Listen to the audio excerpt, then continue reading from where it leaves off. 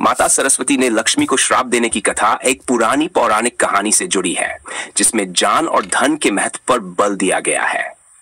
इस कथा के अनुसार एक समय त्रिदेवब्रह्मा विष्णु और महेश के समक्ष यह प्रश्न उठा कि कौन सी देवी सबसे महत्वपूर्ण है, माता सरस्वती, माता लक्ष्मी धन की देवी, या माता पार्वती शक्ति की देवी। तीनों देवियों ने अपने अपने तर्क प्रस्तुत किए। माता लक्ष्मी ने कहा कि संसार में धन सबसे महत्वपूर्ण है, क्योंकि बिना धन के जीवन नहीं चल सकता। माता सरस्वती ने कहा कि ज्ञान धन से अधिक महत्वपूर्ण है, क्योंकि बिना ज्ञान के धन का कोई सही उपयोग नहीं किया जा सकता।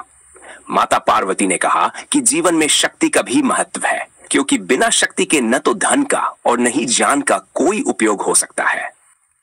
इस चर्चा के दौरान माता लक्ष्मी और माता सरस्वती के बीच विवाद बढ़ गया।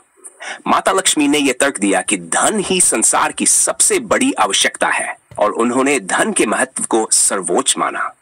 इस पर माता सरस्वती क्रोधित हो गई और उन्होंने माता लक्ष्मी को श्राप दिया कि वह कभी एक ही स्थान पर स्थिर नहीं रह पाएंगी और सदैव चंचल रहेंगी।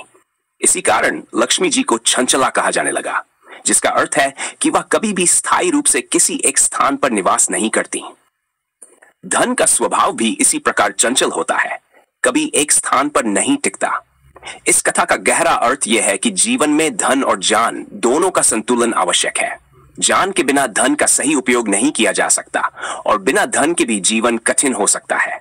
इसलिए यह कथा जीवन में धन और ज्ञान के महत्व को समझने और इन दोनों के बीच संतुलन बनाए रखने का संदेश देती है।